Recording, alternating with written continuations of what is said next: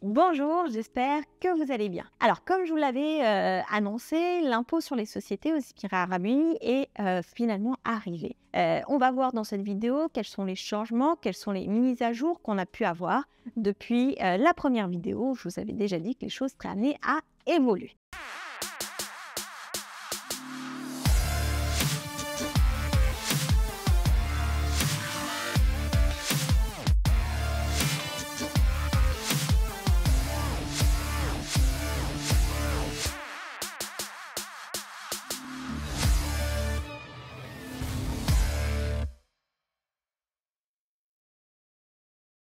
Lorsque les Émirats arabes unis ont mis en place la TVA ici, ils ont mis à peu près 5 ans à mettre en place les différentes modalités, à définir les contours d'application de la TVA, les montants, etc. Donc c'est la corporate tax, ça va être tout pareil, ça a bien été mis en place. Par contre, ça va mettre un petit temps pour se stabiliser, pour que les conditions effectives d'exonération également se stabilisent, pour que les seuils se stabilisent également. Et donc, c'est des vidéos. En tout cas, moi, je vous invite à vous abonner à cette chaîne pour toujours être tenu au courant des derniers changements. Il y a déjà des changements qu'on peut constater depuis la première vidéo et c'est ce que je vous propose de voir ensemble.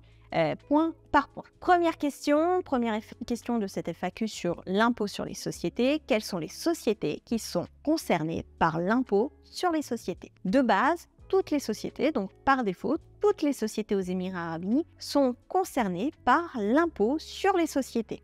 Donc c'est important de l'avoir en tête, toutes les sociétés sont potentiellement concernées, même si toutes les sociétés ne devront pas nécessairement payer de l'impôt. Quand est-ce que l'impôt sur les sociétés a-t-il pris effet? L'impôt sur les sociétés a pris effet au 1er juin 2023. Donc c'est important de s'y pencher dès maintenant parce que ça y est, l'impôt sur les sociétés est arrivé aux Émirats. Quelles sont les sociétés qui vont être imposées? Donc, toutes les sociétés par défaut sont imposées et certaines sociétés peuvent être exonérées. Quelles sont les sociétés qui peuvent être exonérées? Toutes les sociétés qui sont gouvernementales, d'extraction minière.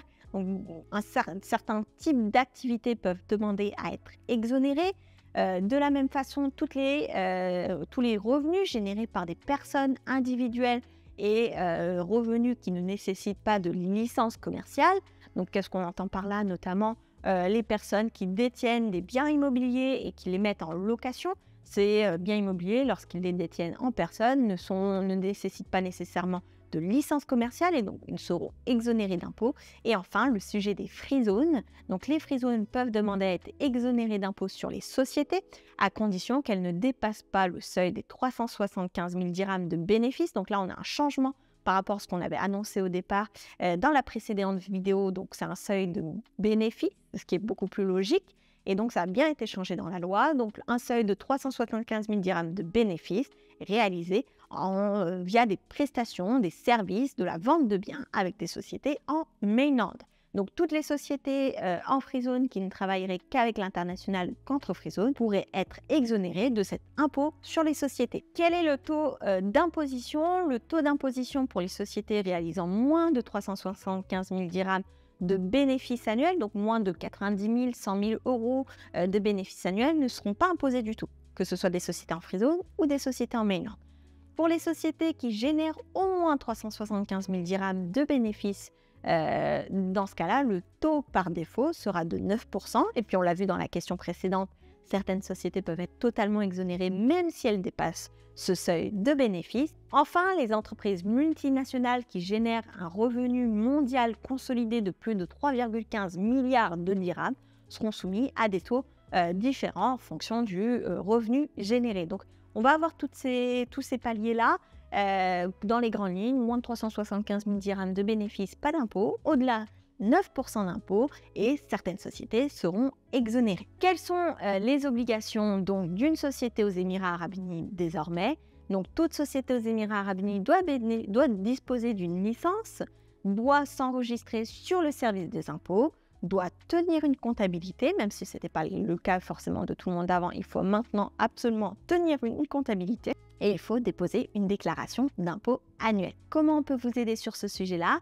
Alors, pour rappel, je suis juriste spécialisée en création d'entreprise aux Émirats Arabes Unis. Je vous accompagne dans tout ce qui est création de société, visa résident, obtention des comptes bancaires professionnels et personnels. On s'occupe également de l'enregistrement de votre société au service des impôts, de votre comptabilité, de votre déclaration d'impôt sur les sociétés. Si vous souhaitez en savoir plus sur nos services, vous pouvez trouver le lien en description, un lien pour prendre rendez-vous. Les rendez-vous sont gratuits et non engageants, donc ça nous permet également d'apprendre à vous connaître, de vous proposer des solutions personnalisées et de vous donner peut-être réponse à certaines questions.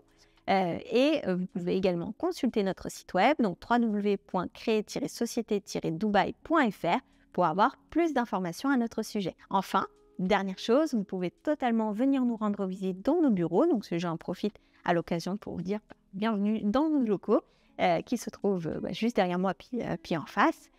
Si vous voulez nous rendre visite, pensez à nous contacter quelques jours en amont pour qu'on puisse trouver un créneau pour se rencontrer. Mais en tout cas, ce sera avec grand plaisir. Sur ce, je vous souhaite le meilleur et je vous dis à très vite, soit par téléphone, soit au bureau.